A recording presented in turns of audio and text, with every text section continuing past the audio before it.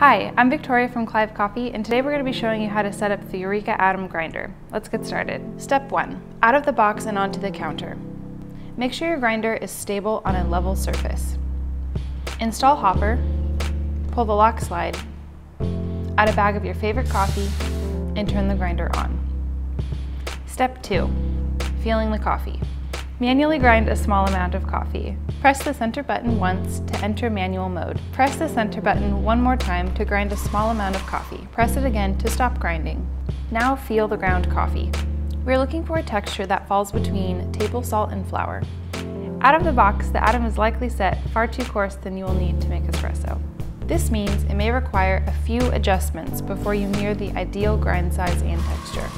If the coffee looks and feels very coarse like cornmeal, you'll have to adjust the grind finer. If the coffee looks and feels overly fine, like powdered sugar, you'll have to adjust the grind coarser. Step 3. Nailing the dose. Place a double-spouted portafilter with a double basket on a scale and tear it out.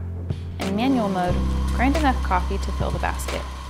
The goal is to have 18 grams of ground coffee fill the double basket without it overflowing. Put the portafilter back onto the scale and check the weight of the coffee. If there is much more than 18 grams, adjust your grind coarser. If there is much less than 18 grams, adjust your grind finer. Step 4.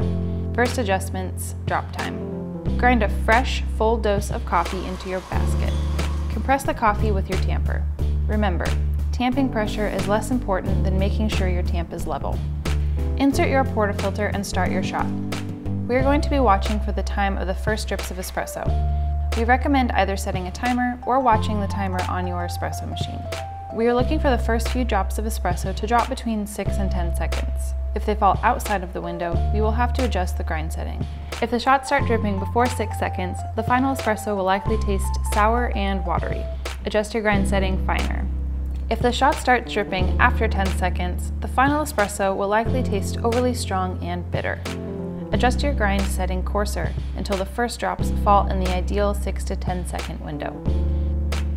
At this step, try to make gradual changes instead of large shifts.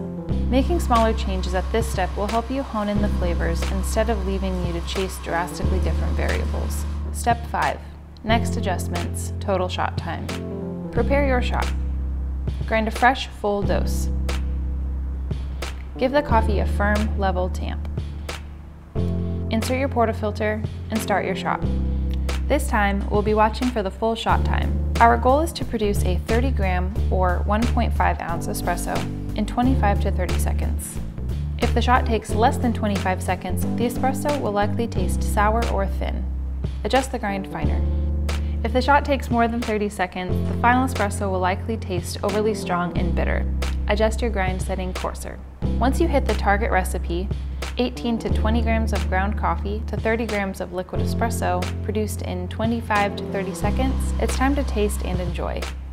Step 6. Setting the timer. Once the grind setting is dialed in, it's really easy to set the grind timer to get a consistent and repeatable dose.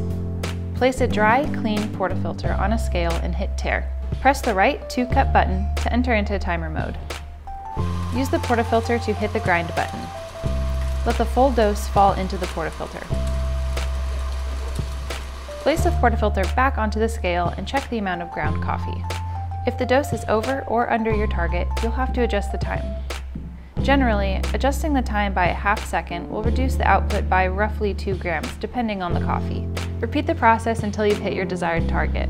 Due to the Atom's high-powered motor and fast-spinning burrs, we don't recommend using it to single dose. For the best performance, we'd also recommend having a minimum of 4 ounces of coffee in the hopper. For more tips on brew ratios and coffee extraction, check out these articles from the Clive Journal. And for more coffee tricks, tips, and brewing science, don't forget to check back in at clivecoffee.com.